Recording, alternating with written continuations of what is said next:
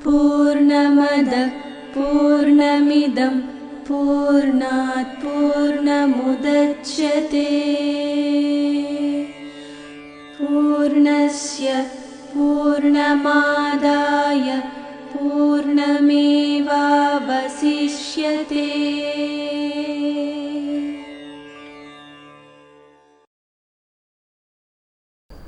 ॐ पार्थाय प्रतिबोधितां भगवता नारायणेन स्वयं व्यासेन ग्रथितां पुराणमुनिना मध्ये महाभारतम् अद्वैतामृतवर्षिणीं भगवतीम् अष्टादशाध्यायिनीम् अम्ब त्वामनुसन्दधामि भगवद्गीते भवद्वेषिणीम्। गीता गंगा गायत्री सीता सत्या सरस्वती ब्रह्म विद्या ब्रह्मवल्ली त्रिसंध्या मुक्तिगेहिनी अर्धमात्रा चिदानंदा भवग्नि भ्रांतिनाशिनी वेदत्रयी परानंता तत्त्वार्थज्ञानमञ्जरी। ॐ व्यासाय विष्णुरूपाय व्यासरूपाय विष्णवे नमो वै ब्रह्मनिधये वासिष्ठाय नमो नमः। नमो नमः नमो नमः। మీ అందరికీ కూడా మార్గశిర మాసం శుభాకాంక్షలు.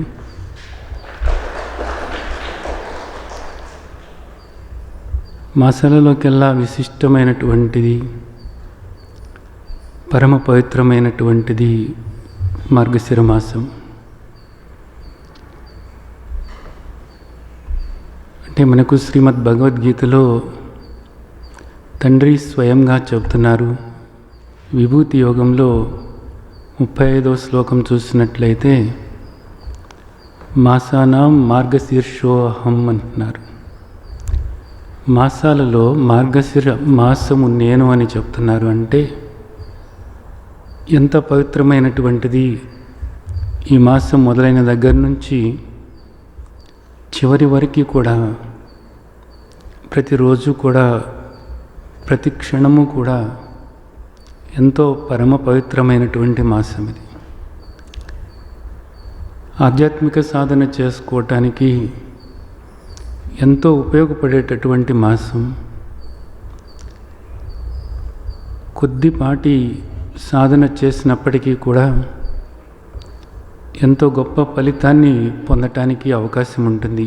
ఈ మాసంలో ఎంతో మహత్తరమైనటువంటి పవిత్రమైనటువంటి మాసం మార్గశిర మాసం. అంతేకాకుండా ఈ మాసానికి ఒక ప్రత్యేకత ఉందన్నమాట.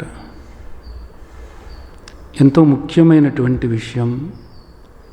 ప్రతి ఒక్కరూ కూడా అవగాహన చేసుకుని అర్థం చేసుకోవాల్సినటువంటి విషయం ఒకటి ఉంది. మానవ జన్మ లభించటం అనేటటువంటిది దుర్లభము అని చెప్తూ ఉంటారు. ఎంతో దుర్లభమైనటువంటిది ఈ మానవ జన్మ. 84 లక్షల జీవరాశిలో మానవ జన్మ అనేటటువంటిది మనకు వచ్చింది అంటే ఎంతటి అరుదైనటువంటిదో ఆలోచించండి. ఎన్నో జంతువులు ఉన్నాయి కదా, పశువులు పక్షులు క్రిములు కీటకాలు ఎన్నో ఎన్నో ఎన్నో ఉన్నాయి కదా. వాటన్నిటికన్నా కూడా భిన్నమైనటువంటిది ఈ మానవ జన్మ. తండ్రి అనుగ్రహంతో ఈరోజు మనం ఈ మానవ దేహాన్ని మనం పొందాము. మిగిలిన వాటన్నిటికన్నా కూడా ఎంతో అరుదైనటువంటిది అనేది మనకు తెలుసు. అలాగే మిగిలిన జంతువులు ఎంత దుఃఖపడుతున్నాయో మనకు తెలుసు. ఇక్కడ మనిషి ఎంత సుఖంగా ఉన్నాడో వాటన్నిటికన్నా పోల్చుకున్నట్లయితే అన్నది అందరికీ తెలిసిన విషయమే. అలాంటి మానవ జన్మ మనకి వచ్చినప్పుడు ఈ జన్మ ఎందుకు వచ్చింది మనకు అసలు అంటే వాటన్నిటికన్నా కూడా వేరుగా ఉన్నాం మనం. అవి ఎంతో దుఃఖాన్ని అనుభవిస్తున్నాయి. వాటంత దుఃఖం మనం అనుభవించటం లేదు. అలాగే ఇక్కడ మన ఆలోచనలు మార్చుకోవచ్చు, మన అభిప్రాయాలు మార్చుకోవచ్చు, మనం చేసే పనులు మార్చుకోవచ్చు. ఈ అవకాశం మనకి ఎంతగానో ఉంది. కానీ ఏ జంతువుకి కూడా అలాంటి అవకాశం లేదు. అలాగే ఈ మానవ జన్మ వచ్చినందుకు ఇక్కడ మనం ఎవరము, ఎందుకు వచ్చాము అన్నది, ఈ మానవ దేహంలోకి ఎందుకు వచ్చాము అన్నది మనం తెలుసుకోగలుగుతాం. అలాగే మన ముందు ఉన్నటువంటి ఈ జగత్తు, ఈ ప్రపంచం అంతా కూడా ఎందుకు వచ్చింది, ఇది ఎక్కడి నుండి వచ్చింది, ఎవరి నుండి వచ్చింది, ఎలా వచ్చింది అని, ఈ సృష్టికి మూలం ఏమిటి అనే దాన్ని కూడా మనం తెలుసుకోవచ్చు. అలాగే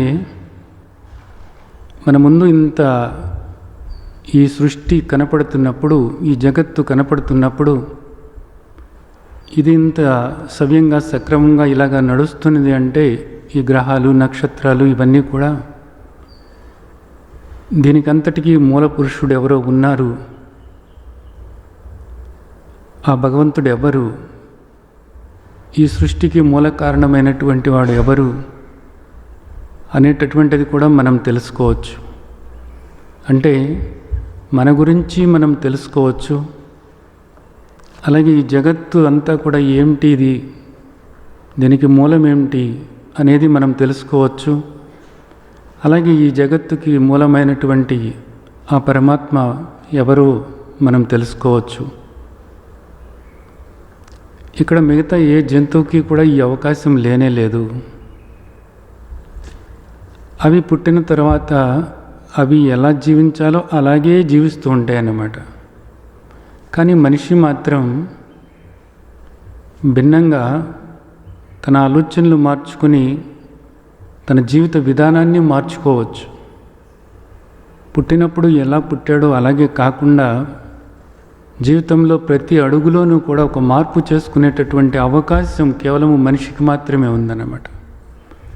ప్రతి విషయంలోనూ కూడా మనిషి మార్పు చేసుకోవచ్చు. అంతటి మాత్రమైనటువంటి అవకాశం మన తండ్రి మనకు ఇచ్చారు. ఇదంతా కూడా ఇప్పుడు మనకు అనుభవమే. అలాగే ఇంకొకటి మనకు భగవంతుడు ప్రసాదించినటువంటి గొప్ప బహుమతి ఏంటంటే,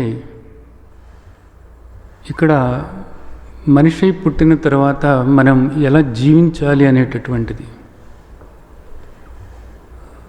మన జీవితాన్ని ఎలా మలుసుకోవాలి అసలు, అలాగే మానవ జన్మ వచ్చినందుకు దీన్ని మనం ఎలా సార్థకం చేసుకోవాలి.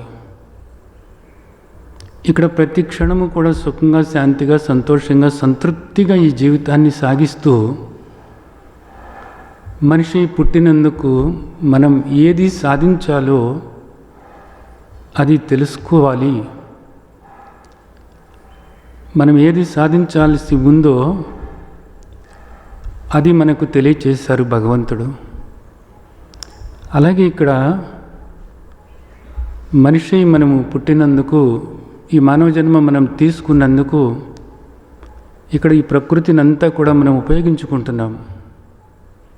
ఇక్కడ ప్రతి దాన్ని కూడా మనం ఉపయోగించుకుంటున్నాం అన్నమాట. చివరికి జీవులను కూడా, అనేక జీవులను కూడా మనం ఉపయోగించుకుంటున్నాము. కొన్నిటిని మనం మన సేవకు ఉపయోగించుకుంటున్నాము, కొన్నిటిని మనం తినటానికి ఉపయోగించుకుంటున్నాము, కొన్నిటిని వాహనాలుగా ఉపయోగించుకుంటున్నాము. ఇలాగ ఇక్కడ అనేక జీవులను కూడా మనం ఉపయోగించుకుంటున్నాము. అలాగే మన చుట్టూతో ఉన్నటువంటి ఈ వృక్షాలను మనం ఉపయోగించుకుంటున్నాము, నదులను మనం ఉపయోగించుకుంటున్నాము. ఈ విధంగా చూసినట్లయితే వీటన్నిటినీ కూడా మనం ఎంతగానో ఉపయోగించుకుంటున్నాము. అయితే వీటన్నింటినీ కూడా మనం ఉపయోగించుకుంటున్నప్పుడు వీటి పట్ల మనం ఏ విధంగా ఉండాలి అనేటటువంటిది, వీటితో మనం కలిసి జీవిస్తున్నప్పుడు మనం ఏ విధంగా జీవించాల్సి ఉంది, ఒక సామరస్యంతో జీవిస్తూ ఉండాలి. మనం సాటి మనుషుల పట్ల, అలాగే జీవుల పట్ల, అలాగే మనం ఉపయోగించుకుంటున్నటువంటి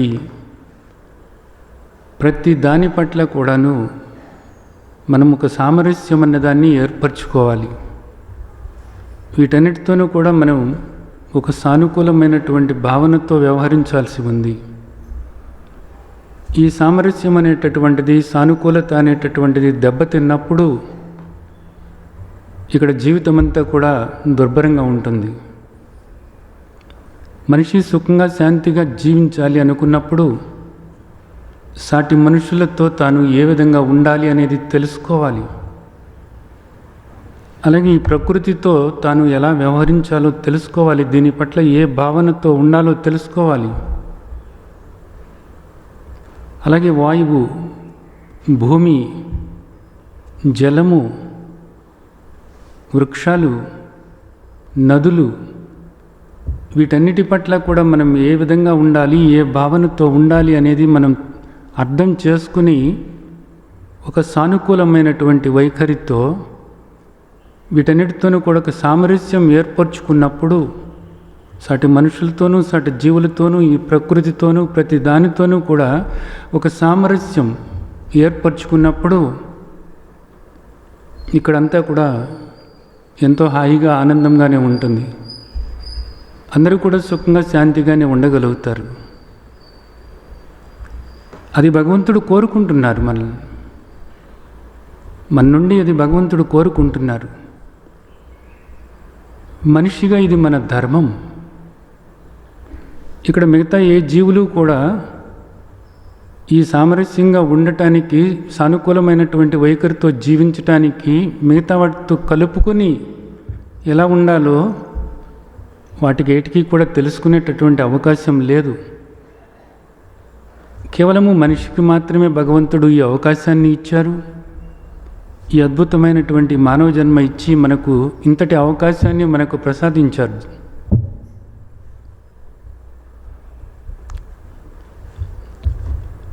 ఆ తండ్రి అంటున్నారు, ఆ తండ్రి మనకు ఏ బహుమతి అయితే ఇచ్చారో, ఏ నియమాలైతే ఆ తండ్రి మనకు తెలియచేశారో, ఏ ధర్మాలైతే ఆ తండ్రి మనకు తెలియచేశారో, ఏ సూత్రాలైతే ఆ తండ్రి మనకు తెలియచేశారో వాటి ప్రకారంగానే ఈ ముల్లోకాలని కూడా నేను పాలిస్తున్నాను అనేటటువంటిది ఆ తండ్రి మనకు చెప్తున్నారు. అంటే సృష్టికర్త ఏకైక పరమాత్మ ఈ లోకాలన్నింటినీ కూడా దేని ప్రకారంగా పాలిస్తున్నారో, ఏ నియమాల ప్రకారంగా పాలిస్తున్నారో, ఏ నియమాలు ఇక్కడ వర్తించాలని ఆ తండ్రి కోరుకుంటున్నారో, ఏ ధర్మాల ప్రకారంగా ఈ సృష్టి నడవాలనుకుంటున్నారో, ఏ ధర్మాలు మనిషి ఆచరించి ఒక సానుకూలత, సామరస్యం ఏర్పరిచి జీవితం సుఖమయం చేసుకోవాలో ఆ ధర్మాల్ని ఆచరిస్తూ ఇక్కడ మనిషి సుఖంగా ఉండాలో, ఏ నియమాలను తెలుసుకొని ఈ మానవ జన్మ సార్థకం చేసుకోవాలో వాటన్నిటినీ కూడా మనకు మన తండ్రి తెలియచేసి ఆ నియమాల ప్రకారంగానే నేను ఇదంతా కూడా పాలిస్తున్నాను అనేది తండ్రి చెబుతున్నారు. అలాంటి మాత్రమైనటువంటి ఆ జ్ఞానం, ఆ ధర్మాలు, ఆ నియమాలు ఎక్కడ ఎప్పుడు తెలియచేశారు అంటే ఆ తండ్రి శ్రీమద్ భగవద్గీతలో మనకు గీతా మహత్యం ఎప్పుడైనా మీరు చూసినట్లయితే ఆ తండ్రి ఒక విషయం చెప్తున్నారు. గీతా జ్ఞానం ఉపాశ్రిత్య త్రీన్ లోకాన్ పాలయామ్యహం అంటున్నారు. శ్రీమద్ భగవద్గీతలో ఏ జ్ఞానమైతే మీకు అందించానో ఈ జ్ఞానం ప్రకారంగానే నేను ముల్లోకాలను కూడా పాలిస్తున్నాను అంటున్నారు. అంటే భగవద్గీతలో ఆ తండ్రి మనకు ఏ ఏ ధర్మాలను తెలియచేశారో, ఏ నియమాలను తెలియచేశారో, మనం ఏ విధంగా జీవించాలని మా తండ్రి కోరుకున్నారో వాటిని తెలుసుకుని మనం వాటిని ఆచరణలో పెట్టాలి. అది ఆయన కోరుకుంటున్నారు. ఎందుకనంటే ఇక్కడ మిగతా ఏ జీవులు కూడా వాటిని ఆచరించడానికి వాటికి ఆ యోగ్యత లేదు. కేవలము మనిషికి మాత్రమే వాటిని తెలుసుకుని వాటిని ఆచరించేటటువంటి యోగ్యత కేవలము మనిషికి మాత్రమే ఆ తండ్రి మనకు ఇచ్చారు. కాబట్టి ఇది తెలుసుకోవటం అనేటటువంటిది మన యొక్క తక్షణ కర్తవ్యం. మనం మనిషిగా పుట్టాము అంటే భగవంతుడు ఏదైతే చెప్పారో దాన్ని మనం తెలుసుకుని తీరాలి అంతే, తెలుసుకుని ఆచరణలో పెట్టి తీరాలి అంతే. అలా తెలుసుకోవాలన్నది, ఆ తండ్రి చెప్పిన వాటిని ఆచరణలో పెట్టాలి అనేటటువంటిది ఆ తండ్రి యొక్క ఉద్దేశం అంతే. భగవంతుని యొక్క ఉద్దేశం ఏమిటంటే అది. ఆ తండ్రి అదే మనల్ని కోరుకుంటున్నారు కూడాను. ఆ తండ్రికి ఏమన్నా మనం నైవేద్యాలు పెట్టి సంతోషపరచగలమా? ఆ తండ్రికి ఏమైనా బట్టలు ఇచ్చి మనం సంతోషపరచగలమా?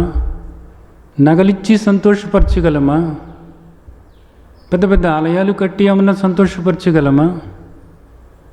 ఏం కావాలి ఆ తండ్రికి నిజానికి? ఏం కావాలి ఆ తండ్రికి నిజానికి? ఇదంతా కూడా ఆయన సృష్టి. ఈ సృష్టి యావత్తూ కూడా సామరస్యంతో ఉండాలని, సానుకూలమైనటువంటి వైఖరితో ఉండాలని, ఇక్కడ ప్రతి జీవి కూడా సుఖంగా శాంతిగా ఉండాలనేది ఆ తండ్రి యొక్క కోరిక కాదా?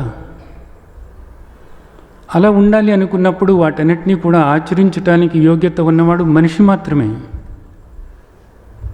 కాబట్టి అది మనం తెలుసుకుని తీరాలి కదా. ఈ ధర్మాల్ని మనం తెలుసుకున్నప్పుడు, వీటిని ఆచరణలో పెట్టినప్పుడు ఏమవుతుందంటే గ్లాని కలుగుతుంది. మళ్ళీ అప్పుడు ఆయన అవతారం తీసుకోవాల్సి వస్తుంది అనేటటువంటిది ఆయన చెప్తున్నారు. యదా యదా హి ధర్మస్య గ్లానిర్భవతి భారత అభ్యుత్థానమధర్మస్య తదాత్మానం సృజామ్యహం అంటున్నారు. పరిత్రాణాయ సాధూనాం వినాశాయ స దుష్కృతాం ధర్మ సంస్థాపనార్థాయ సంభవామి యుగే యుగే. భగవంతుని అవతారాలు అని మనం చెప్పుకుంటాము. ఎందుకు భగవంతుడు అవతారం తీసుకుంటున్నారు? అవ్యక్త స్వరూపమైనటువంటి పరమాత్మ, నిరాకారమైనటువంటి పరమాత్మ ఎందుకు ఒక ఆకారం దాల్చాల్సిన అవసరం ఏమొస్తుంది? సర్వవ్యాపకమైనటువంటి, సర్వాంతర్యామి అయినటువంటి, సర్వజ్ఞుడైనటువంటి పరమాత్మ ఒక రూపం తీసుకుంటున్నారు అంటే దానికి కారణం ఏమిటి? ఎందుకు తీసుకోవాల్సిన అవసరం ఆయనకి ఏముంది? ఎందుకు తీసుకుంటున్నారు? ధర్మానికి గ్లాని కలిగినప్పుడు ఆయన రూపం తీసుకుంటున్నాను అంటున్నారు అంతే. ఆయన ఏదో మనం పూజించాలని అనుకోవటం లేదు. ఆయన ధర్మాన్ని కాపాడటం కోసం ఆయన అవతారం తీసుకుంటున్నారు. గుర్తుంచుకోవాల్సినటువంటి విషయం. ఏ ధర్మాలనైతే ఆయన మనకు అందించారో, ఏ నియమాలనైతే ఆయన మన తండ్రి మనకు చెప్పారో, ఆ నియమాల్ని, ఆ ధర్మాల్ని మనం పట్టించుకోనప్పుడు, వాటిని మనం ఆచరించినప్పుడు, ధర్మం అడుగంటి పోతూ ఉన్నప్పుడు, అధర్మం పెచ్చు పెరిగిపోతూ ఉన్నప్పుడు, ఇక్కడ సామరస్యం దెబ్బతింటూ ఉన్నప్పుడు,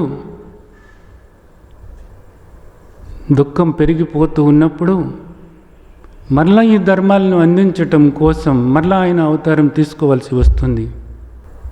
అంటే మనకి అర్థమవుతుంది ఏంటి? ఇక్కడ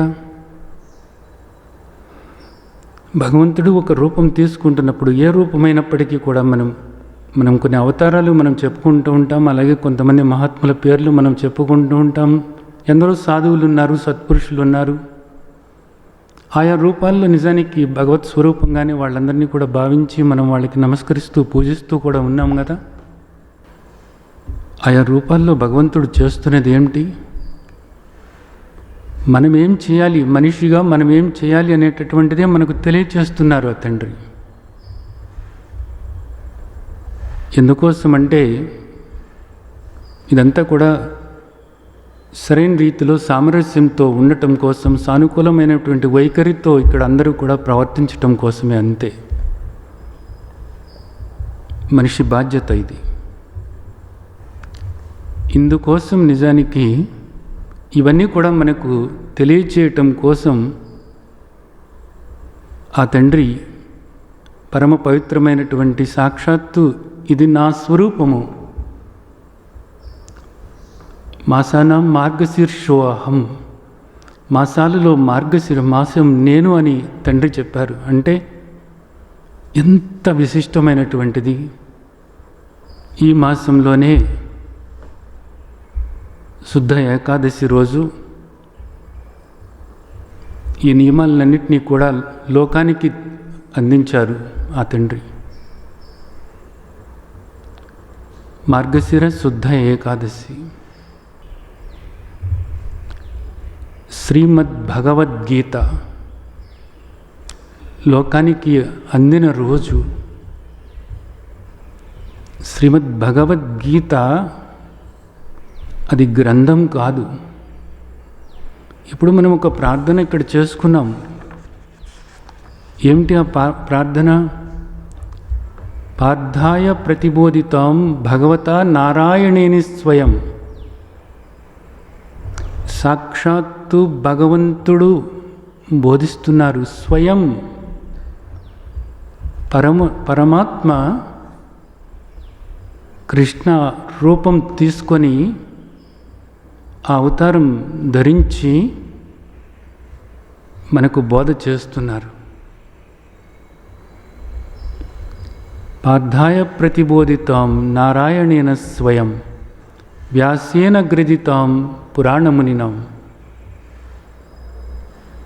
మునులలో వ్యాసముని సాక్షాత్తు పరమాత్మ యొక్క అవతారము.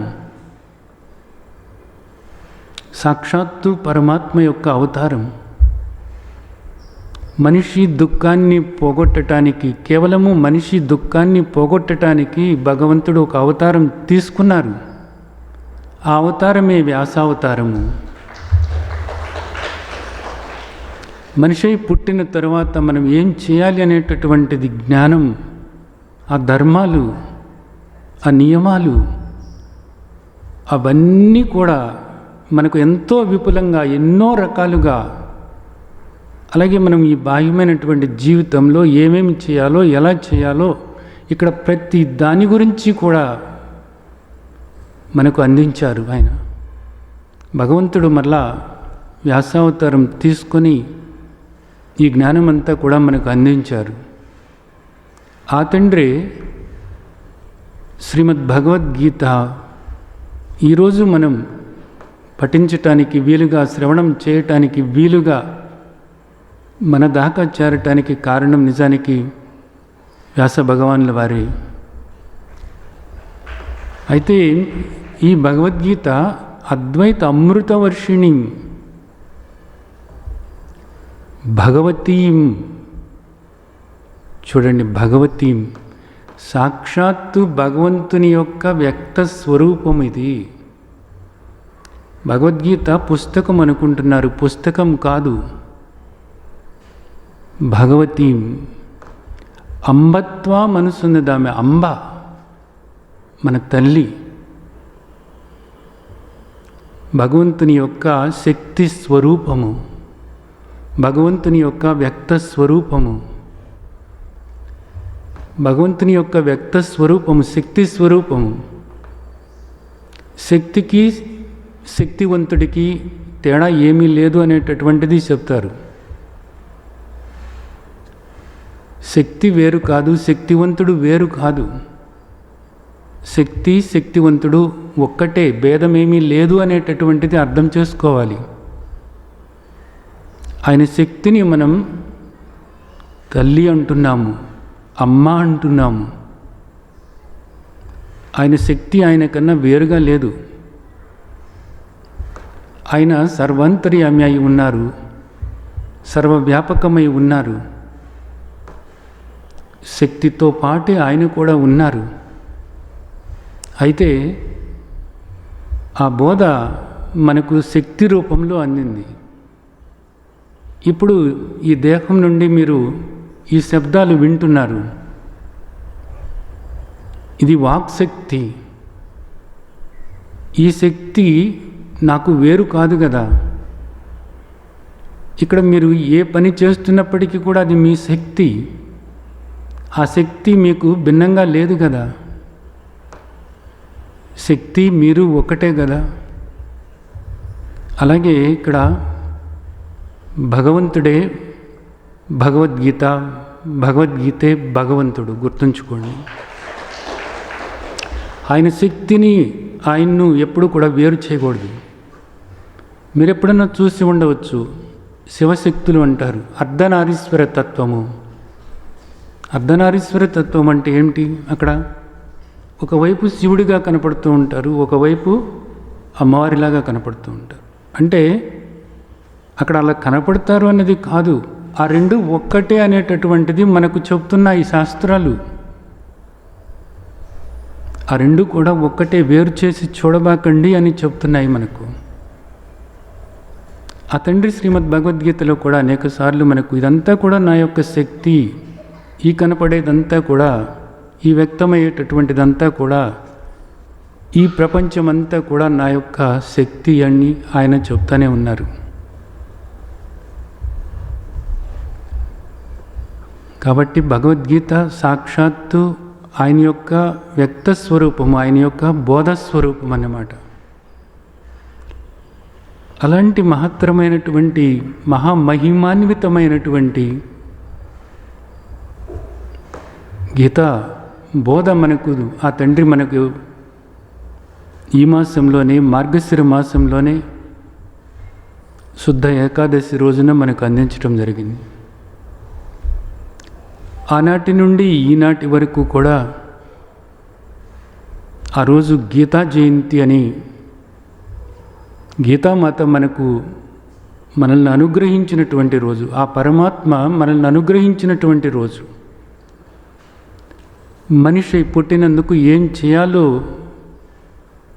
మనం తెలుసుకోవటానికి అవకాశం మనకు ఈ బోధ ద్వారా ఆ తండ్రి మనకు కలిగించారు. మీరొక్కటి ఆలోచించండి. ఈరోజు ఇక్కడ మనం గీతా జయంతి అంటారు. జయంతి అంటే ఏంటి? పుట్టినరోజు అని. పుస్తకము ఎప్పుడైనా మీరు పుస్తకాలు అంటారు కదా, ఏ గ్రంథానికైనా, ఏ పుస్తకానికైనా అది ఎంత గొప్పదైనా సరే, ఎంత పవిత్రమని అనుకుంటున్నా సరే, ఇలాగా జయంతి జరపటం అనేటటువంటిది ఏదన్నా ఉందా? అంటే ఈ పదము విన్నప్పుడైనా కానీ మనకు అర్థం అవ్వాలి, ఇక్కడ ఏదో గొప్ప విషయం ఉంది. దేనికి లేనటువంటి ఓ ప్రత్యేకత ఎందుకు భగవద్గీతకి ఇచ్చారు? వేదాలున్నాయి, ఉపనిషత్తులున్నాయి, బ్రహ్మసూత్రాలున్నాయి, అలాగే భాగవతం ఉంది, రామాయణం ఉంది, ఎన్నో ఉన్నాయి. ఇంకా మిగతా మతస్థులవి అనేక రకాలైనటువంటి గ్రంథాలు ఎన్నో ఉన్నాయి, పవిత్రమైనటువంటి గ్రంథాలే. కానీ ప్రపంచంలో ఏ గ్రంథానికి లేనటువంటి ఒక ప్రత్యేకత ఎందుకు భగవద్గీతకు వచ్చింది? ఇది మనం ఆలోచించవసరంలా? ఇది ఆలోచించటం లేదు కాబట్టే ఈ రోజున ఒక తప్పు చేస్తున్నారు. ఏం తప్పు అంటే, శ్రీమద్ భగవద్గీతని ఒక పుస్తకం లాగానే అనుకుని భావిస్తున్నారే తప్ప దాని యొక్క యథార్థమైనటువంటి స్వరూపాన్ని తెలుసుకోవటం లేదు. భగవద్గీత అంటే ఎంత పవిత్రమైనటువంటిదో నిజానికి భగవంతుని యొక్క వ్యక్త స్వరూపం అది, ఆయన శక్తి స్వరూపము. భగవంతుడికి భగవద్గీతకు తేడా లేదు అనేటటువంటి నగ్న సత్యాన్ని తెలుసుకోలేక ఇది కేవలము ఏదో కాగితాలు పుస్తకము అని అంత చిన్న చూపు చూస్తున్నాం. ఎక్కడో ఉండాలండి, ఎక్కడో పాత కాగితాల్లో కలిసిపోయింది, ఎక్కడో అటక మీద పెట్టాము, అప్పుడెప్పుడో ఎవరో ఇచ్చారు, అది ఎక్కడో పడేసాము. పడేసాం.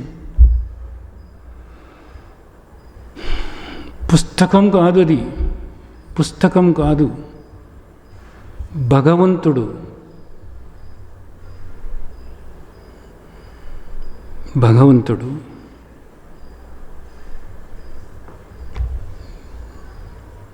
గీతా జయంతి. ఇది అర్థం చేసుకోవాల్సినటువంటి ముఖ్యమైనటువంటి విషయం. మనం చూసినట్లయితే శ్రీమద్ భగవద్గీత,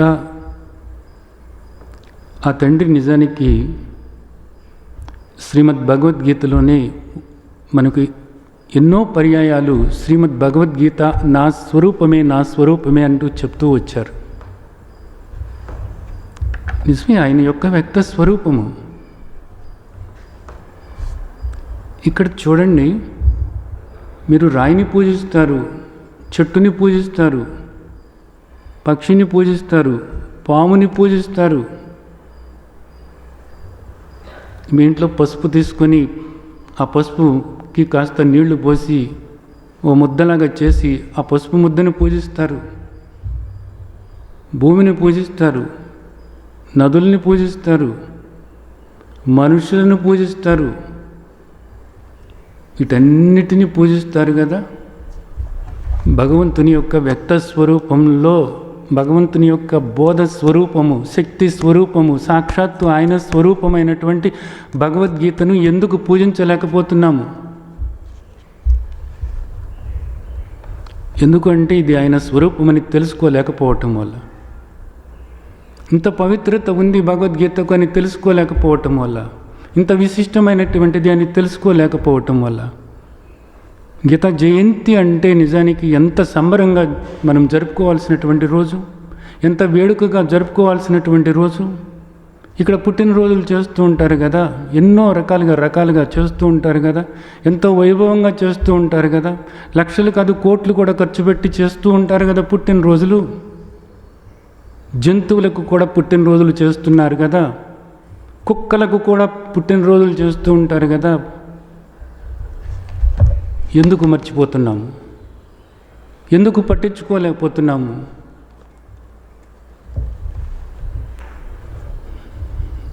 మనిషి పుట్టినందుకు ఆ తండ్రి మనకు ఎంతో ప్రేమతో, మన పట్ల ఎంతో దయతో మనం ఏం చేయాలి అనేటటువంటిది తెలియచేసినటువంటి ఈ ధర్మాలను, ఈ నియమాలను, వాటి పట్ల మనకి ఏ గౌరవము లేకుండా, వాటిని పట్టించుకోకుండా అది కేవలము ఒక పుస్తకంగా పక్కన పెట్టినప్పుడు ఇక్కడ మన బ్రతుకుకి అర్థం ఏమిటి? ఈ జీవితానికి అర్థం ఏమిటి? దీన్ని ఏ విధంగా మనం సార్థకం చేసుకోగలము?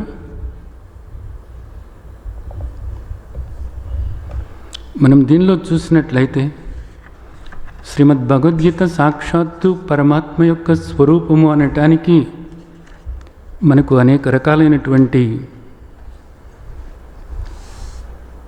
ఆధారాలు మనకు ఇచ్చారు. శాస్త్రాల్లో మనకు దీని గురించి ఎంతో వివరంగా తెలియచేయటం అనేది జరిగింది. ఇక్కడ మనం చూసినట్లయితే గీతా మహత్యంలో గీతామే పరమా విద్య బ్రహ్మరూప న సంశయ అన్నారు. గీతామే పరమ విద్య అంటే శ్రీమద్ భగవద్గీతలో ఉన్నటువంటి బోధ ఏదైతే ఉందో,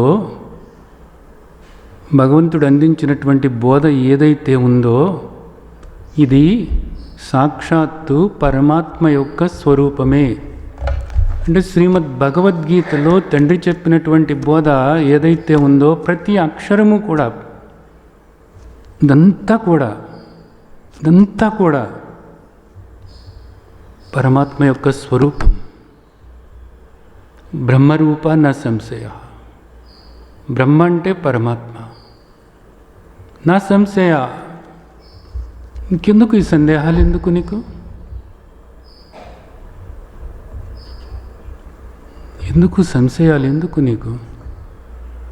తండ్రి చెప్తున్నారు కదా, సాక్షాత్తు పరమాత్మ స్వరూపులైనటువంటి వ్యాసదేవుల వారు అందించినటువంటి బోధ ఇది. నిజానికి ఎంత అద్భుతమైనటువంటిది! ఇదంతా కూడా మనం చూసినట్లయితే వరాహ పురాణం నుంచి చెప్తున్నటువంటిది. భగవంతుడు మనకు చెప్తున్నారు, ఇది ఏదో కాదు, ఇది నా స్వరూపమే అని చెప్తున్నారు. అలాగే చూసినట్లయితే 10వ అధ్యాయం విభూతి యోగంలో ఆధ్యాత్మ విద్య, విద్యానాం ఆధ్యాత్మ విద్య అహం అని చెప్తున్నారు. విద్యానాం ఆధ్యాత్మ విద్య అహం. ఇక్కడ రకరకాలైనటువంటి విద్యలు ఉన్నాయి. ఎన్నో కొన్ని వేల లక్షల చదువులు, విద్యలు ఉన్నాయి. ఇది అందరికీ తెలిసిందే. కానీ ఇక్కడ యథార్థమైనటువంటి నీ గురించి, యథార్థమైనటువంటి భగవంతుడు సృష్టికర్త గురించి, ఈ సృష్టి గురించి చెప్పేటటువంటి విద్య ఏదైతే ఉందో ఆ విద్యను బ్రహ్మ విద్య అనబడుతుంది. ఆ విద్య బ్రహ్మ విద్య. పరమాత్మను తెలుసుకునేటటువంటి విద్య ఏదైతే ఉందో, పరవిద్య ఏదైతే ఉందో,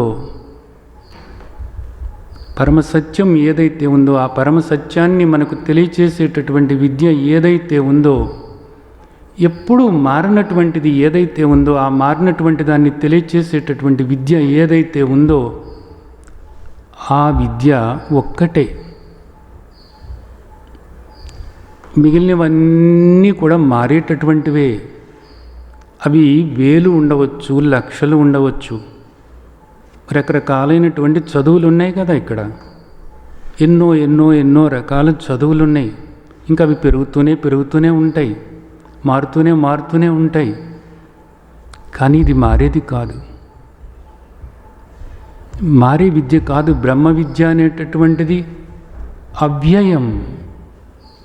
అంటే ఇది మారేది కాదు, ఎప్పుడూ కూడా ఒకేలాగా ఉండేటటువంటి విద్య ఇది. ఈ విద్య నా స్వరూపమే అని తండ్రి చెప్తున్నారు. అంటే శ్రీమద్ భగవద్గీతలో ఉన్నటువంటి ఆధ్యాత్మ జ్ఞానం, ఆధ్యాత్మ విద్య, బ్రహ్మ విద్య నా స్వరూపమే అని విభూతి యోగంలో కూడా చెప్తున్నారు తండ్రి. గీతా మహత్యంలో చెప్పారు, గీతామే పరమా విద్య బ్రహ్మరూప న సంశయ అని. విభూతి యోగంలో కూడా ఆధ్యాత్మ విద్య నా స్వరూపమే అని చెప్తున్నారు. అలాగే మనం చూసినట్లయితే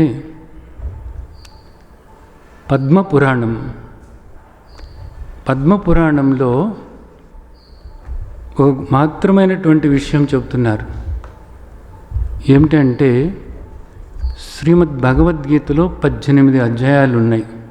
మొదటి 5 అధ్యాయాలు కూడా పరమాత్మ యొక్క శిరస్సు అట. పరమాత్మ యొక్క శిరస్సులు మొదటి 5 అధ్యాయాలు.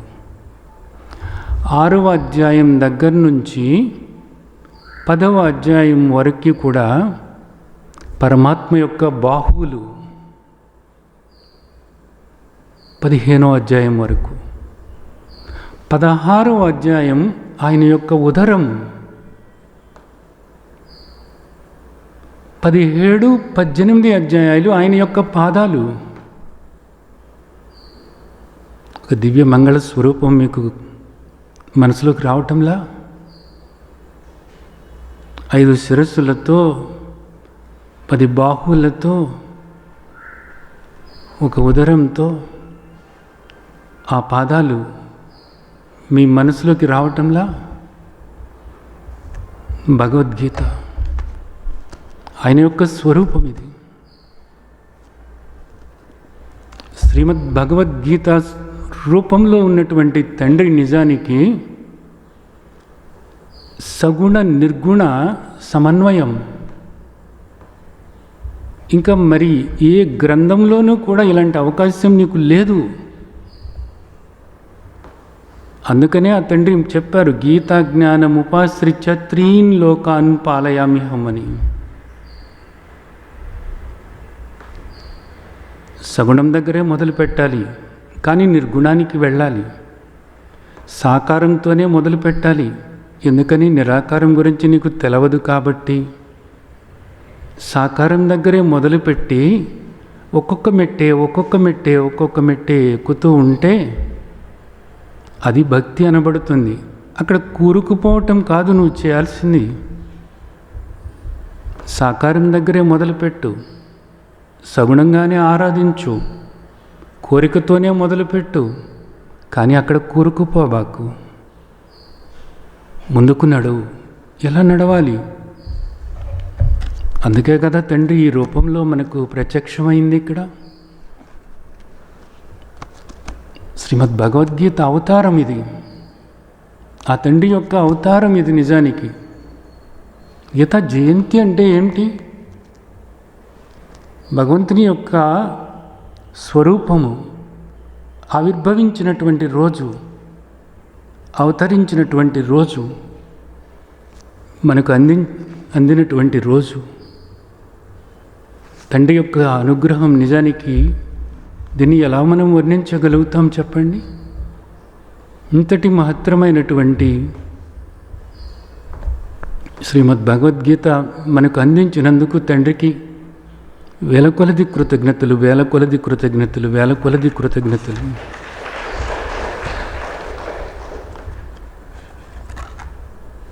అలాగే మనం చూసినట్లయితే శ్రీమద్ భగవద్గీత సాక్షాత్తు ఆయన స్వరూపంగా, ఆయన యొక్క వ్యక్త స్వరూపంగా, శక్తి స్వరూపంగా, తల్లిగా, గీతామాతగా నీవు ఆరాధిస్తూ ఆ భక్తి భావనతో నీవు శ్రీమద్ భగవద్గీత పఠిస్తూ ఉంటే, శ్రీమద్ భగవద్గీత పఠిస్తూ ఉంటే, నీ ఇంట్లో కూర్చుని నీవు పఠిస్తూ ఉంటే అది నిజానికి ఏమవుతుందో తెలుసా? ఎంత గొప్ప పని అవుతుందో తెలుసా? ఆ తండ్రి చెబుతున్నారు ఏమనంటే 18వ అధ్యాయంలో 70వ శ్లోకంలో, జ్ఞానయజ్ఞేన తేనాహం ఇష్టస్యామితి మే మతి అని చెబుతున్నారు. అధ్యేష్యతే చయ ఇమం ధర్మ్యం సంవాదమావయోః జ్ఞానయజ్ఞేన తేనాహం ఇష్టస్యామితి మే మతి అని చెప్తున్నారు. సంవాద రూపంలో ఉన్నటువంటి ధర్మ్యం, ఇమం ధర్మ్యం, ఈ ధర్మాలను, ఈ నియమాలను నీవు పఠించి లేదా శ్రవణం చేసి భక్తిపూర్వకంగా, ఆరాధనపూర్వకంగా, సాక్షాత్తు భగవంతుని యొక్క వ్యక్త స్వరూపంగా, భగవంతుని యొక్క శక్తి స్వరూపంగా గీతామాతను ఆరాధించి, గీతామాతను శరణు వేడి, ఆయన బోధ స్వరూపాన్ని, ఆయన శక్తి స్వరూపాన్ని శరణు వేడి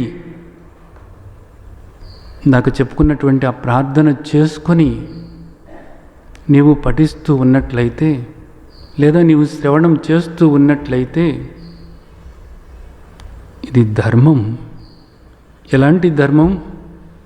అమృతప్రాయమైనటువంటి ధర్మం. ఇది మారేటటువంటి ధర్మం కాదు. ఇది ఇక్కడ కొన్ని ధర్మాలు మారుతూ ఉంటాయి, కానీ ఇది మారినటువంటి ధర్మం, అమృతప్రాయమైనటువంటి ధర్మం. ఈ ధర్మాన్ని నువ్వు సేవించినట్లయితే, ఈ ధర్మాల్ని నువ్వు అవగాహన చేసుకుని ఆచరణలోకి తీసుకున్నట్లయితే నీకు మృత్యువు అన్నది లేనే లేదు. నీకు మృత్యువు అన్నది లేనే లేదు. ఈ జనన మరణ చక్రం నుంచి నువ్వు బయటపడతావు అంతే. ఈ భవరోగం నుండి నువ్వు బయటపడతావు అంతే. ఇంతటి మహత్తరమైనటువంటి అవ్యయమైనటువంటి ఈ పరమధర్మము ఏదైతే ఉందో ఈ ధర్మాన్ని, అమృతతుల్యమైనటువంటి ఈ ధర్మాన్ని, మహత్తరమైనటువంటి ఈ జ్ఞానాన్ని నీవు అవగాహన చేసుకుంటూ ఉన్నట్లయితే ఇది జ్ఞానయజ్ఞము అనబడుతుంది. ఇది జ్ఞానయజ్ఞము అనబడుతుంది. ఇక్కడ అనేక మంది లక్షలు ఖర్చు పెట్టి పెద్ద పెద్ద యజ్ఞాలు చేస్తూ ఉంటారు. ఆ యజ్ఞం దగ్గరికి వెళ్ళి కాస్త ఏదో చూస్తే చాలు అనుకుంటారు మీరు. కానీ మీ ఇంట్లో మీరు కూర్చుని తండ్రి స్వరూపమైనటువంటి, తండ్రి యొక్క బోధ స్వరూపమైనటువంటి, శక్తి స్వరూపమైనటువంటి గీతామాతకు నమస్కరించుకొని గీతామాత పట్ల ఆరాధన భావనతో తల్లి నీకు ఏమందిస్తుంది అని అవగాహన చేసుకోవటానికి ప్రయత్నిస్తూ నీవు ఈ బోధ పఠిస్తూ ఉన్నట్లయితే ఇది జ్ఞానయజ్ఞం అనబడుతుంది. ఇంకొక గొప్ప మాట ఆయన చెప్తున్నారు. ఇలా చేస్తున్నప్పుడు ఇది ఆయన్ను పూజించినట్లవుతుందట. ఏకైక పరమాత్మ సృష్టికర్తను పూజించినట్లవుతుందన్నమాట. దీనికి నువ్వేమి పుష్పాలు తేవసరం లేదు, కొబ్బరికాయలు తేవసరం లేదు, అగరబత్తులు తేవసరం లేదు, నైవేద్యాలు పెట్టవసరం లేదు, చీరలు పెట్టవసరం లేదు, సార్లు పెట్టవసరం లేదు, బంగారు కిరీటకాలు పెట్టవసరం లేదు, నగలు చేయించవసరం లేదు, ఏదీ లేదు. కేవలము నీ ఇంట్లో ఆ తండ్రి ఉంటే చాలు. ఈ రూపంలో తండ్రి ఉంటే చాలు. ఈ రూపంలో తండ్రి ఉంటే చాలు, అంతే. ఏం కావాలి నీకు?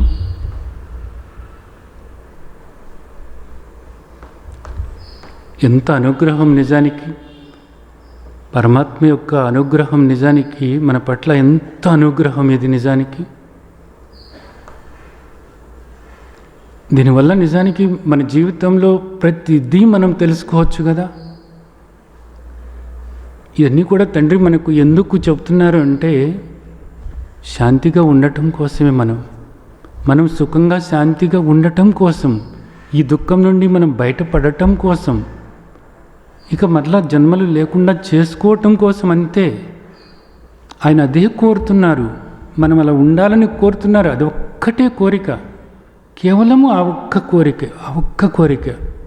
మరి ఏది కోరటం లేదు కదా తండ్రి.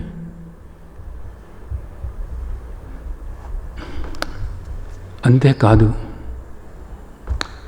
శ్రీమద్ భగవద్గీతను మనం ఆరాధిస్తూ, అధ్యయనం చేస్తూ, ఆ తండ్రి ఏం చెప్పారు అనేటటువంటి దాన్ని మనం ఆచరణలోకి తీసుకోవటానికి ప్రయత్నం చేస్తూ, మన ఇంట్లో ఇవన్నీ కూడా మనం చేసుకుంటూ ఉంటే కేవలము పరమాత్మను ఆరాధించటమే కాదు, పరమాత్మతో పాటు నిజానికి సకల దేవతలను కూడా ఆరాధించినట్లు అవుతుందని చెప్తున్నారు ఆయన. ఎప్పుడు మీరు చూడండి, అనేక చోట్లకు వెళుతూ ఉంటారు, అనేక దేవుళ్లను దేవతలను పూజిస్తూ ఉంటారు, తీర్థాలకు వెళుతూ ఉంటారు, ఎంతో వ్యయ ప్రయాసాలతో ఎంతో దూరానికి వెళ్ళి ప్రాణం మీదకి కూడా తెచ్చుకుంటూ ఉంటారు. ఎంతో ఖర్చుతో కూడినటువంటి పనులు కూడా ఇవన్నీ కూడాను. కానీ దీనికి ఏ ఖర్చు లేదు. నీ ఇంట్లో కూర్చుని, కేవలము నీ ఇంట్లో, నువ్వు ఏ ఇంట్లో ఉంటే ఆ ఇంట్లోనే, నీ ఇంట్లో కూర్చుని సాక్షాత్తు భగవంతుని స్వరూపం మా తండ్రి నా ఇంట్లో ఈ విధంగా ఈ రూపంలో నాకు బోధ చేస్తున్నారు, నా తండ్రి నాకు బోధ చేస్తున్నారు అని భక్తి భావనతో గీతామాతను ఆరాధించుకుంటూ అష్టోత్తర శతనామావళితో ఆ తండ్రిని, ఆ తల్లిని ఆరాధించుకుంటూ, తల్లి తండ్రి రెండూ కూడాను ఒకటి కాదు. పరమాత్మ ప్రార్థన చేసుకుంటాం, పరమాత్మను ప్రార్థిస్తున్నాం. తమాదిదేవ పురుష పురాణ అని పరమాత్మను ప్రార్థిస్తున్నాం. ఆ పరమాత్మ యొక్క వ్యక్త స్వరూపం తల్లి. తల్లిని ఆరాధించుకుంటున్నాము, తల్లి అనుగ్రహం కోసం ప్రార్థిస్తున్నాము. అలాగే తల్లి అనుగ్రహంతో అవగాహన, తండ్రి బోధను అవగాహన చేసుకోవటానికి ప్రయత్నం చేస్తున్నాము. ఇలా శ్రద్ధతో భక్తితో మనం చేస్తున్నప్పుడు ఇక్కడ ఏం చెప్తున్నారు అంటే, గీతయా పుస్తకం ఎత్ర ఎత్ర పాఠ ప్రవర్తతే తత్ర సర్వాణి తీర్థాని ప్రయాగాదీని తత్ర వై సర్వే దేవాచ్చ ఋషయో యోగిన పన్నగాచ్చే గోపాల గోపిక వాపి నారదోర్ధవ పార్షదై సహాయో జాయితే శీఘ్రం ఎత్ర గీతా ప్రవర్తతే. ఏం చెప్తున్నారు? సాక్షాత్తు ఆ తండ్రి యొక్క బోధస్వరూపమైనటువంటి, జ్ఞానస్వరూపమైనటువంటి, పరమ పవిత్రమైనటువంటి శ్రీమద్ భగవద్గీతను ఆరాధనాపూర్వకంగా నువ్వు పఠిస్తూ ఉన్నప్పుడు, సాక్షాత్తు ఆ తండ్రి అనే భావనతో నువ్వు పఠిస్తూ ఉన్నప్పుడు ఏమవుతుందట? అక్కడ ఏమవుతుంది? తత్ర సర్వాణి తీర్థాని ప్రయాగాదీని తత్రవై, సకల తీర్థాలు కూడా అక్కడే ఉంటాయంట, సకల పుణ్యక్షేత్రాలు కూడా అక్కడే ఉంటాయి అన్నమాట. ఇంక నువ్వు ఎక్కడికి వెళ్ళవసరం లేదు. సాక్షాత్తు పరమాత్మ స్వరూపులైనటువంటి వ్యాసదేవుల వారు చెప్తున్నారు వరాహ పురాణంలో, భగవంతుడు చెప్తున్నారు, భగవాన్ ఉవాచ, భగవంతుడంటే నమ్మకం ఉంది, విశ్వాసం ఉంది అంటే ఉందో లేదో తేల్చుకో. ఉంది అనటం కాదు, అది ఆచరణలో చూపించాలి. తండ్రి ఏదైతే చెప్పారో దాన్ని ఆచరణలో పెట్టడమే విశ్వాసం అంటే. అంతేకాని నేనేదో ఒక కోరిక కోరాను, ఆ కోరిక నెరవేరుస్తారని నాకు విశ్వాసం ఉంది అంటారు ఇక్కడ అందరూ కూడా. ఆ కోరిక ఒక్కొక్కసారి నెరవేరవచ్చు, లేకపోతే నెరవేరకపోవచ్చు కూడా. నెరవేరకపోతే నీకు దేవుడి పట్ల విశ్వాసం అన్నది పోతుంది. నువ్వు ఆ విశ్వాసం అనేది నాకు ఇంకా పోయింది అని అంటావు. అని ఏం చేస్తున్నావు? ఇంకొక దేవుణ్ణి పెట్టుకుంటున్నావు, లేదా ఇంకొక స్వామీజీని పెట్టుకుంటున్నావు, మార్చుకుంటూ ఉన్నావు. సర్వము తానే అనేటటువంటిది, ఆ పరమాత్మ అనేటటువంటిది కూడా తెలవక ఈ మార్పులు చేసుకుంటూ ఉన్నావు. ఎక్కడుంది విశ్వాసం నీకు? దేని మీద ఉంది విశ్వాసం నీకు? నీ కోరిక మీద, నీ కోరికతో సంబంధమైనటువంటి విశ్వాసం అది. నిజానికి ఈ సంబంధం మా అమ్మాయికి వస్తే చాలు, భగవంతుడా పెళ్లి చూపులకు వెళ్తున్నాం తండ్రి, ఈ సంబంధం అన్న కుదిరితే చాలు తండ్రి, నాకు ఆయన మీద నమ్మకం ఉంది, ఈ సంబంధం కుదురుతుందని నమ్మకం ఉంది, విశ్వాసం ఉంది అంటారు. ఆ సంబంధం కుదరలేదు. ఏమైంది? నీ విశ్వాసం మారిపోయింది, నీ నమ్మకం వీగిపోయింది. కానీ తండ్రికి తెలుసు ఆ అమ్మాయికి ఎవరు భర్తగా రావాల్సి ఉందో, ఆ భర్త వల్ల ఏ సుఖం ఆ అమ్మాయి పొందాల్సి ఉందో, నీవు ఇప్పుడు ఈ సంబంధమే కావాలి అనుకుంటున్నావు. నిజానికి ఈ సంబంధమే నీకు కుదిరినట్లయితే ఆ పిల్లవాడు ఒక పరమ దుర్మార్గుడు, మేకవని పులి లాంటి వాడు. రేపొద్దుట నీ పిల్ల నువ్వు కూడా జీవితాంతం ఏడవలసి వచ్చేది. భగవంతుడు నీకు మేలు చేసినట్లే కదా. ఎవరికి భార్యగా ఉండాలి, ఎవరికి భర్త అనేటటువంటిది రుణానుబంధ రూపేణ పశు పత్ని అని మనకు చెబుతున్నది శాస్త్రాలు. భగవంతుడి పట్ల విశ్వాసం అంటే ఒక్కటే, భగవంతుడు ఏదైతే మనకు చెప్పారో దాన్ని ఆచరణలో పెట్టడమే విశ్వాసం అంతే. ఆ మాట తేలిగ్గా మాట్లాడే మాట కాదు. భగవంతుడి పట్ల నాకు ఇష్టం ఉందంటే ఆయన చెప్పినట్లుగా నడుచుకోవటమే. భగవంతుడి పట్ల నాకు విశ్వాసం ఉందంటే ఆయన ఏం చెప్పారో అది చేసుకుంటూ పోవటమే, అంతే. ఆ విశ్వాసం అనేటటువంటి మాట అంత గొప్ప మాటగా మనం దాన్ని అలా తీసుకోవాలంతే. నా తండ్రి బోధస్వరూపమై నా ఇంట్లో కొలువై ఉన్నారు, నా తండ్రి ఏది చెప్పారో అలా చేసుకుంటూ వెళ్తాం. ఆ తండ్రి పట్ల నాకు అంత విశ్వాసం. ఆ తండ్రి అంటే నాకు ఇష్టం, అంతే. నాకు ఇష్టం. ఆ తండ్రి ఏది చెప్పారో అది చేయటం నాకు ఇష్టం. ఆ తండ్రి బోధను గుర్తు చేసుకోవటం నాకు ఇష్టం, అంతే. ఆ తండ్రి పట్ల నాకు ప్రగాఢమైన విశ్వాసం. అది పోయేది కాదు, అంతే. చివరి శ్వాస వరకు కూడా ఆ విశ్వాసం అలా కాపాడుకోవటమే నేను చేయాల్సినటువంటిది. అది నాకు దీక్ష. ఏదో కొన్ని రోజులు దీక్ష తీసుకొని మానేయటం కాదు. చివరి శ్వాస వరకు కూడా నేను ఈ దీక్షలో ఉంటాను, అంతే. ఆ తండ్రి చెప్తున్నారు, ఇక్కడ చెప్తున్నారు, సకల దేవతలు కూడా అక్కడ కొలువై ఉంటారు నీ ఇంట్లో. సకల తీర్థాలు కూడా అక్కడ కొలువై ఉంటాయి. సకల దేవతలు కూడా, ఆ తండ్రి యొక్క పరివారం అంతా కూడా అక్కడ ఉంటారట. సకల మహర్షులు, మహాత్ములు, సాధువులు, సత్పురుషులు అందరూ కూడా అక్కడ కొలువై ఉంటారట. నీ ఇంట్లో నీవు శ్రీమద్ భగవద్గీత పట్ల ఆరాధన భావనతో భగవద్గీత పఠిస్తూ ఉంటే, అధ్యయనం చేస్తూ ఉంటే, ఆచరణలో తీసుకోవటానికి ప్రయత్నం చేస్తూ ఉంటే సకల దేవతలు కూడా అక్కడ కొలువై ఉంటారని చెప్తున్నారు ఆయన. ఇంకేం కావాలి? ఏం చేస్తారు వీళ్ళందరూ ఇక్కడ కొలువై ఉండి? ఏం చేస్తున్నారు అంటే సహాయో జాయితే శీఘ్రం ఎత్ర గీత ప్రవర్తతే. నీకు సహాయం చేయటానికి, నీకు ఎప్పుడు ఏది కావాలో దాన్ని అందించటానికి,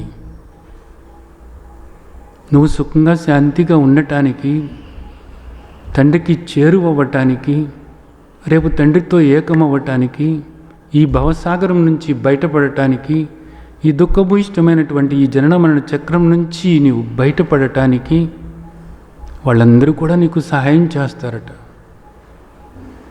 ఎంత గొప్ప విషయం ఇది నిజానికి. ఎప్పుడన్నా ఎక్కడైనా కానీ ఇలాంటిది విన్నారా మీరు? ఒక దేవుణ్ణి మీరు పూజిస్తున్నప్పుడు మిగతా దేవుళ్ళందరూ కూడా అక్కడికి వస్తారు అనేటటువంటిది ఎక్కడన్నా విన్నారా మీరు?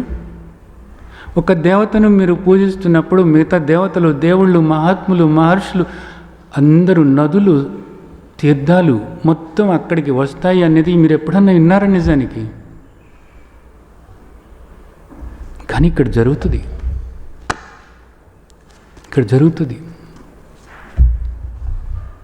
ఎంత గొప్ప విషయం ఇది నిజానికి. చూడండి, అలాగే తండ్రి స్వయంగా చెప్తున్నారు ఇక్కడ. ఏమని చెప్తున్నారు? యత్ర గీతా విచారచ్చ పఠనం పాఠనం శృతం తత్రాహం నిశ్చితం పృథ్వీ నివసామి సదైవహి అని చెప్తున్నారు. నిశ్చితం, ఇంకా ఇది నిశ్చయం, నేను అక్కడ ఉంటాను అని చెప్తున్నారు. ఎక్కడ ఉంటారు స్వామి మీరు?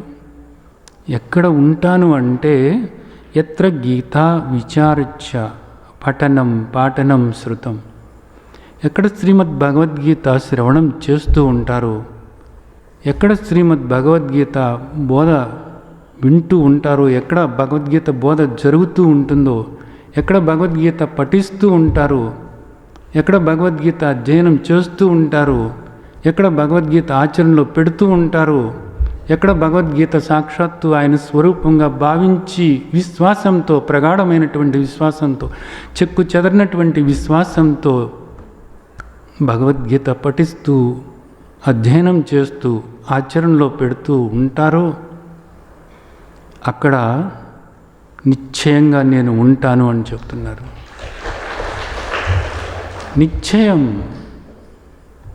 నిశ్చయం అంతే. ఇంకా ఎందుకు సందేహం? సాక్షాత్తు భగవంతుడు ఇన్ని రకాలుగా మీకు చెప్తున్నప్పుడు ఇంకా నీకు సందేహమా?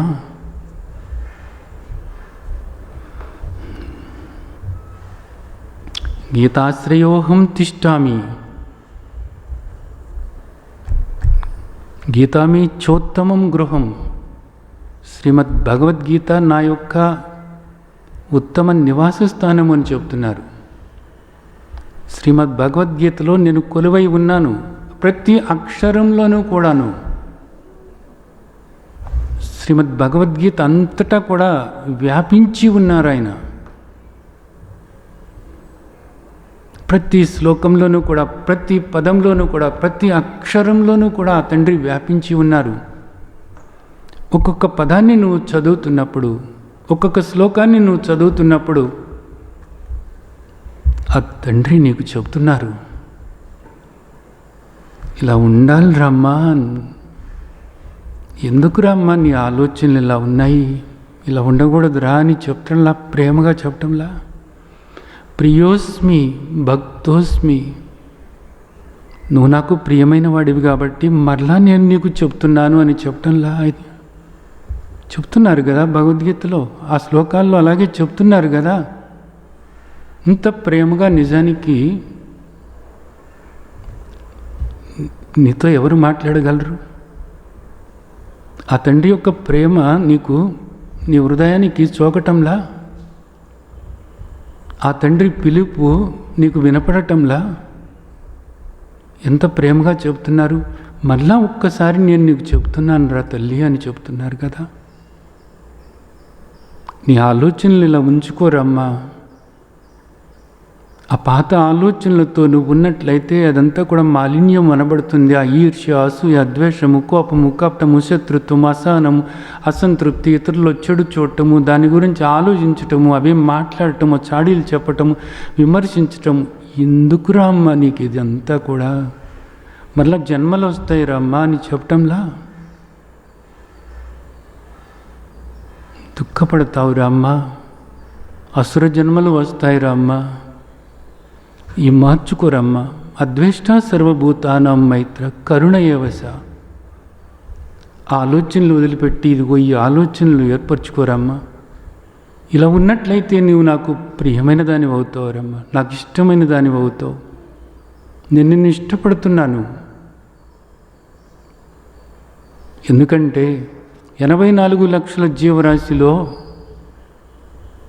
మనిషివైనటువంటి నీవే నన్ను అర్థం చేసుకోగలుగుతావు. నీవే రేపు నాతో ఏకమవ్వగలుగుతావు. ఇక్కడ మిగతా ఏవి కూడా అంత అదృష్టానికి నోచుకోలేదు, వాటికి ఆ యోగ్యత లేదు. మనిషివైనటువంటి నీవు మాత్రమే అంత అదృష్టానికి నోచుకున్నావు. నీకు ఆ యోగ్యత ఉంది. నీకు పుట్టకతోనే నిజానికి నేను కొన్ని సద్గుణాలు నీలో పెట్టి ఉంచాను. దైవీ సంపద ఉంది నీలో. కానీ అనేక పరిస్థితుల వల్ల అనేక రకాలైనటువంటి ఆలోచనలు, అభిప్రాయాలు, నీ చుట్టూతో ఉన్నవాళ్ళు ఏవైతే ఉన్నాయో అవన్నీ కూడా నీలో పోయటం వల్ల క్రమేణా అసుర సంపద పెంచుకుంటూ పోయావు. ఈర్ష్య, అసూయ, ద్వేషాలు పెంచుకుంటూ పోయావు. ఏమైంది? నేను ఉంచినటువంటి ఆ దైవీ సంపద అడుగంటిపోయింది. ఒక్కసారి వీటన్నిటిని పోగొట్టుకున్నట్లయితే, ఆ దైవీ సంపద నువ్వు పెంచుకున్నట్లయితే నీవు నాతో ఏకమవుతావురమ్మా, ఈ దుఃఖం నుంచి బయటపడతావురమ్మా అని తండ్రి చెప్తున్నారు. నిజానికి చూడండి, గీతాశ్రయోహం తిష్టామి, గీతలో ఆయన తిష్టేసుకుని కూర్చున్నారట. ఇది ఆయన ఉత్తమ నివాస స్థానము. గీతాజ్ఞానం ఉపాశ్రిత్య 3 లోకాన్ పాలయామ్యహం, ఈ 3 లోకాలను కూడా నేను పాలిస్తున్నాను అని చెప్తున్నారు ఆయన. ఈ 3 లోకాలను కూడా ఈ సూత్రాల ప్రకారంగా, ఈ ధర్మాల ప్రకారంగా, ఈ నియమాల ప్రకారంగా నేను ఈ 3 లోకాలను పాలిస్తున్నాను. ఈ నియమాలను, ఈ ధర్మాలను నువ్వు తెలుసుకుని, నువ్వు ఆచరణలో పెట్టుకుని, వీటన్నిటి పట్ల కూడా ఒక సామరస్యం ఏర్పరచుకుని, సానుకూలత ఏర్పరచుకున్నట్లయితే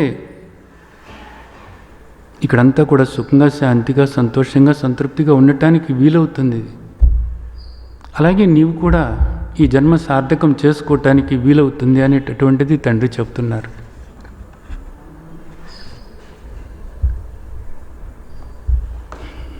భగవద్గీత ఎందుకు ఆరాధించాలి?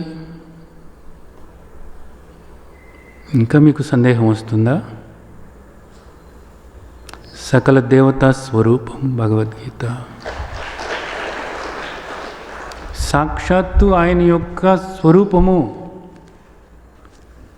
ఈ వ్యక్తమయ్యేటటువంటిదంతా కూడా, ఈ కనిపించేదంతా కూడా మీ దేహం దగ్గర నుంచి, మనసు దగ్గర నుంచి ఈ కనపడేటటువంటి ఈ ప్రపంచము, ఈ ప్రపంచమంతా కూడా పరమాత్మ యొక్క వ్యక్త స్వరూపము. ఈ కనపడేదంతా కూడా పరమాత్మ యొక్క శక్తి. ఈ కనపడేటటువంటి దానిలో ఇంతటి పవిత్రమైనటువంటిది నిజానికి ఏదైనా ఉందా? ఇప్పుడు దాకా మనం తండ్రి ఏం చెప్పారు అనేటటువంటిది చెప్పుకున్నాం. నిజానికి ఇంతగా దేని గురించి అయినా చెప్పారా? గీతామే పరమా విద్య బ్రహ్మరూపాన్ని అసంశయ విద్యానాం ఆధ్యాత్మ విద్య అహం. నిజానికి ఇప్పుడు మనం చెప్పుకున్నటువంటి విషయాలు ఎన్నో ఎన్నో ఉన్నాయి కదా. ఇంతటి పవిత్రమైనటువంటి వ్యక్తస్వరూపం ఇది నిజానికి సాక్షాత్తు జ్ఞానస్వరూపం. ఇది భగవద్గీత జ్ఞానస్వరూపము. నహి జ్ఞానేన సదృశ్యం పవిత్రమేహ విద్యతే. జ్ఞానం కన్నా పవిత్రమైనటువంటిది మరి ఏది కూడా ఇక్కడ లేనే లేదు. అంతే. జ్ఞానం కన్నా పవిత్రమైనటువంటిది మరి ఏది కూడా లేదు. భగవంతుడు జ్ఞానస్వరూపుడు. శ్రీమద్ భగవద్గీత జ్ఞానస్వరూపం. ఇంతటికన్నా పవిత్రమైనటువంటిది ఏదుంది ఇక్కడ? నిజానికి ఇంతకన్నా విశిష్టమైనటువంటిది నిజానికి ఏముంది? ఇంతకన్నా పూజించదగినటువంటిది నిజానికి గొప్పది ఏదుంది? ఆ తండ్రిని ఈ రూపంలో నువ్వు పూజిస్తున్నప్పుడు, ఆ తండ్రిని ఈ విధంగా నువ్వు ఆరాధిస్తున్నప్పుడు జ్ఞానయజ్ఞం అని చెప్పారు ఆయన. అది ప్రతిరోజు కూడా నువ్వు ఈ జ్ఞానయజ్ఞం ద్వారా ఆయన్ని పూజిస్తున్నప్పుడు ఆయనకి ఇష్టమైన వాడిగా నువ్వు మారుతావు. నీలో ఉన్న మాలిన్యం అనేటటువంటిది పూర్తిగా పోతుంది. నీలో ఉన్న దోషాలు పటాపంచలైపోతాయి. ఆ తండ్రితో నువ్వు ఏకమవుతావు. ఈ జన్మ నువ్వు సార్థకం చేసుకోవటానికి నిజానికి ఎంత తేలికైనటువంటిది ఆ తండ్రే చెప్తున్నారు. సుసుఖం కర్తుం అంటున్నారు. ఇది నీకు సుఖమైనటువంటిదిరా తల్లి, నేను అందుకు ఇచ్చాను రా అంటున్నారు ఆయన. అన్నీ చెప్పారు. మన ఆలోచనలు ఎలా ఉండాలి, మన మాటలు ఎలా ఉండాలి, మన చేతులు ఎలా ఉండాలి, ఈ 3 వస్తువులే మనకు ఆ తండ్రి ఇచ్చింది. వీటిని సరిదిద్దుకోవాలి. అలాగే ఈ ప్రకృతితో మనం ఎలా ఉండాలి అనేది తెలియచేశారు. మన ముందున్నటువంటి పనులు మనం ఏ విధంగా చేయాలో మనకు తెలియచేశారు. భగవంతుడు అంటే ఎవరు అన్నది మనకు తెలియచేశారు. ఈ సృష్టి అంతా కూడా ఎలా ఏర్పడింది అన్నది మనకు తెలియచేశారు. అలాగే నువ్వు ఎవరు అనేటటువంటిది నీకు తెలియచేశారు. నీకు భగవంతుడికి ఉన్నటువంటి సంబంధం ఏమిటి అన్నది తెలియచేశారు. భక్తి అంటే ఏమిటో తెలియచేశారు. అలాగే ఈ జన్మ ఎలా సార్థకం చేసుకోవాలో తెలియచేశారు. గుణాల గురించి తెలియచేశారు. ఆత్మ గురించి తెలియచేశారు. ఏది సత్యమో ఏది అసత్యమో తెలియచేశారు. ఏది శాశ్వతమో ఏది అశాశ్వతమో తెలియచేశారు. ఏది తినాలో ఏది తినకూడదో తెలియచేశారు. ఏ పరిస్థితుల్లో ఎలా ఉండాలో తెలియచేశారు. ఎవరితో ఎలా ఉండాలో తెలియచేశారు. ఎవరిని పూజించాలో తెలియచేశారు. ఏవి సద్గుణాలో ఏవి దుర్గుణాలో తెలియచేశారు. అసలు తెలియజేయింది అంటూ ఏదన్నా ఉందా అంటే ఏది లేనే లేదు. మనిషి పుట్టిన తర్వాత ఇవన్నీ కూడా మనం తెలుసుకోవాలి అనేటటువంటిదే కదా తండ్రి కోరిక. అందుకే కదా ఇంత పరమ పవిత్రమైనటువంటి ఈ మార్గశిర మాసంలో శుద్ధ ఏకాదశి రోజున ఆయన ఇదంతా కూడా లోకానికి వ్యక్తమయ్యేలాగా చేశారు. భగవద్గీత గ్రంథం కాదు, సాక్షాత్తు ఆయన యొక్క స్వరూపం. గీత అవతారం అనాలి. నిజానికి ఇది ఒక విశిష్టమైనటువంటి అవతారం అంతే.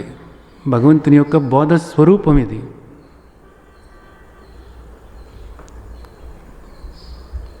ఆయన యొక్క శక్తి స్వరూపం అది. అందుకు గీతా జయంతి అన్నారు. గీతా జయంతి ఎంత వేడుకగా చేసుకోవాలి, ఇది ఎంత వైభవంగా చేసుకోవాలి. నిజానికి ఎదురు చూడాల్సినటువంటి రోజు. ప్రతి ఒక్కరూ కూడాను ఆ తండ్రి ఈ స్వరూపంగా మనల్ని అనుగ్రహించినటువంటి రోజు కదా అది. ప్రతి ఒక్కరూ కూడా ఎదురు చూడాల్సినటువంటి రోజు. ప్రతి ఒక్కరూ కూడా భగవద్గీత సాక్షాత్తు భగవంతుని స్వరూపంగా భావించి ఆరాధించాలి. ప్రతి ఒక్కరూ కూడా ఆ తండ్రి మనకు ఈ రూపంలో అనుగ్రహించినటువంటి రోజు, ఇలా ఈ రూపంలో అవతరించినటువంటి రోజు గీతా జయంతి. మార్గశిర ఏకాదశి, శుద్ధ ఏకాదశి రోజు ప్రతి ఒక్కరూ కూడా గుర్తుంచుకోవాల్సినటువంటి రోజు. మన పుట్టినరోజులు, మన జయంతులు కాదు, మన వర్ధంతులు కాదు. గీతా జయంతి గుర్తుంచుకోవాల్సినటువంటి రోజు. గీతా జయంతి గుర్తుంచుకోవాల్సినటువంటి రోజు. దీన్ని అర్థం చేసుకుని మీరందరూ కూడా శ్రీమద్ భగవద్గీత అది ఒక పుస్తకము, ఒక గ్రంథము అనే భావన పూర్తిగా వదిలిపెట్టి సాక్షాత్తు భగవంతుని స్వరూపము అనే భావన ఏర్పరచుకుని భగవంతుని యొక్క వ్యక్త స్వరూపము, భగవంతుని యొక్క బోధ స్వరూపము, భగవంతుని యొక్క శక్తి స్వరూపము, అద్వైత అమృతం అది. భవద్వేషిని మనల్ని ఈ భవసాగరం నుండి, ఈ జనన మరణ చక్రం నుండి మనల్ని రక్షించేటటువంటి ఆయన యొక్క వ్యక్త స్వరూపం గీతామాత. ఈ భావన ఏర్పరచుకుని శ్రద్ధతో శ్రీమద్ భగవద్గీతను ఆరాధిస్తూ తండ్రి ఏం చెప్పారు అనేటటువంటి దాన్ని శ్రవణం చేస్తూ, పఠనం చేస్తూ, అధ్యయనం చేస్తూ, మననం చేస్తూ అన్నమాట. ఆ తండ్రి చెప్పినట్లుగా దాన్ని ఆచరణలో పెట్టుకుంటూ ఆ తండ్రికి ఇష్టమైన వాళ్ళుగా మారి మీరందరూ కూడా ఈ జన్మ సార్థకం చేసుకోవాలని ఆశిస్తున్నాను. ఆ విధంగా ఆశీర్వదిస్తున్నాను. అలాగే మీరందరూ కూడా ఆ రోజు విశేషంగా పుష్పాలు తీసుకొని ప్రతిరోజు కూడా మీరు ఆరాధన చేస్తున్నారు. ఇంకా కొంచెం వైభవంగా మీ బంధువులను, మిత్రులను, ఆత్మీయులను అలాంటి వాళ్ళందరినీ కూడా పిలుచుకొని ఎందుకు భగవద్గీత ఆరాధిస్తున్నారో, భగవద్గీత జయంతి అంటే ఏమిటో, అలాగే భగవద్గీత ఆరాధన వల్ల ఎన్ని రకాలైనటువంటి ఫలాలు మీరు పొందుతారు, అది ఎంతగా మీ కర్తవ్యమో, మీ ధర్మమో అది వాళ్ళకు కూడా మీరు తెలియచేయండి. తెలియజేసి వాళ్ళందరికీ కూడా ఈ పరమసత్యాన్ని వాళ్లకు తెలియచేస్తే ప్రతి ఒక్కరూ కూడా భగవద్గీత భగవంతుని స్వరూపంగా ఆరాధిస్తూ తండ్రి ఏం చెప్పారో ఆచరణలో పెట్టుకుంటూ ఉంటే నిజానికి మీరు ఊహించండి ఈ సమాజం ఎంతగా మారుతుందో. ఈరోజు మీరు మాట్లాడుతున్నారు, మాలో ఒక మార్పు వచ్చింది. ఏం చేశారు? ఏం చేయలేదు. తండ్రి ఏం చెప్పారో వింటున్నారంతే. తండ్రి ఏం చెప్పారో వింటున్నారంతే. ఆ బోధ లోపలకు వెళ్ళి ఒక మార్పు మీలో తీసుకొస్తుంది. తినగా తినగా వేప తీయగా అవుతుందట. అలాగే తండ్రి బోధ వినగా వినగా వినగా వినగా లోపల మకిలి కొట్టుకుపోతూ ఉంటుంది, మాలిన్యం కొట్టుకుపోతూ ఉంటుంది, దోషాలన్నీ కూడా పటాపంచలైపోతూ ఉంటాయి. కావాల్సింది భక్తి, విశ్వాసం అంతే. తండ్రి పట్ల అవ్యాజమైనటువంటి ప్రేమ. నా తండ్రి అంతే. ప్రగాఢమైనటువంటి విశ్వాసం, చెక్కు చెదరినటువంటి విశ్వాసం అన్నమాట. ఆ విశ్వాసం ఏర్పరచుకుని మీరు ఆచరించటమే కాదు, మీరు ఆరాధించటము, అధ్యయనం చేయటము, ఆచరించటమే కాదు, మీ స్నేహితులను, బంధువులను, మిత్రులు ఎవరుంటారో వాళ్ళందరికీ కూడా తెలియచేయండి. దీనికి ఏం ఖర్చుతో సంబంధం లేదు కదా, ఏ ప్రయాసాలతో సంబంధం లేదు కదా, దూరానికి వెళ్ళాల్సిన అవసరం లేనే లేదు కదా. ఎవరింట్లో వాళ్ళు ఉండి కొంచెం ఒక 50 రూపాయలు ఉంటుంది, ఇంత పుస్తకం అయితే, ఇంత తండ్రి యొక్క వ్యక్త స్వరూపం అంతే. ఒక 50 రూపాయలు తీసుకొచ్చి మీరు మీ ఇంట్లో పెట్టుకుని, కొంచెం ఒక ఎత్తైన పీట మీద పెట్టుకుని, కాస్త ఒక పసుపు వస్త్రం పెట్టుకుని, కొంచెం పవిత్రంగా రోజు కూడా అష్టోత్తర శతనామావళి, మీకు ఇలాంటి చిన్న పుస్తకం మీకు ఉండి ఉంటుంది బహుశా, శ్రీమద్ భగవద్గీత వైభవం అని, గీతామాతను ఎలా ఆరాధించాలి అనేది, అది కూడా చాలా తేలిగ్గా, ఏ కష్టము ఉండదు, ఎంతో సుఖం. అలా ఆరాధించమని వాళ్ళందరికీ కూడా చెప్పండి. గీతా జయంతి, మార్గశిర ఏకాదశి, శుద్ధ ఏకాదశి రోజు ప్రతి ఒక్కరూ కూడా గుర్తుంచుకోవాల్సినటువంటి రోజు. శ్రీమద్ భగవద్గీత ఆరాధన చేసుకుని, ఇప్పుడు మీరు ఏదైతే విన్నారో దీన్ని వాళ్ళందరికీ కూడా చెప్పండి. మీరు ఒక్కసారి ఆలోచించండి, మీ బంధువులు, స్నేహితులు, ఈ సమాజము ఈ విధంగా ఇట్లాగా తండ్రిని ఈ రూపంలో ఆరాధిస్తూ తండ్రి ఏం చెప్పారన్నదాన్ని ఆచరణలోకి తీసుకుంటే అప్పుడు లోకం ఎలా ఉంటుందో ఒక్కసారి మీరు ఆలోచించండి, ఊహించండి, కలగనండి. అది జరుగుతుంది, అది జరుగుతుంది. జరగాలని కూడా కాదు, జరుగుతుంది. చూడండి. ఇదేమన్నా పెద్ద విషయమా? సాధ్యం కాని విషయమా? ఇదేమన్నా సాధ్యం కానిదా? ఈ చిన్న పని చేయలేరా? ఈ చిన్న పని కూడా చేయలేరా? చేయగలం, తప్పకుండా చేయగలం, తప్పకుండా చేయగలం. అంతే. మన సాటి వాళ్ళకి మనం కాస్త ఇలా అందిస్తే చాలు కదా.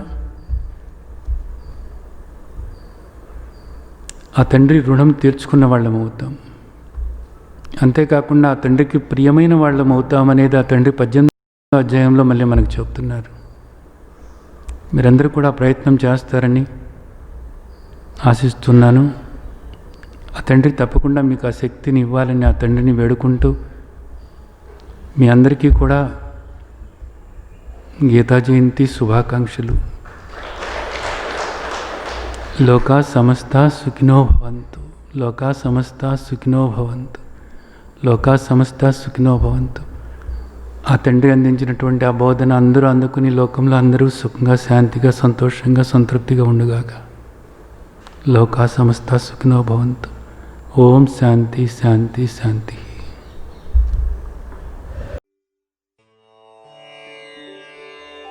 లోకా సమస్తా సుఖినో భవంతు. లోకా సమస్తా సుఖినో భవంతు. లోకా సమస్తా సుఖినో భవంతు.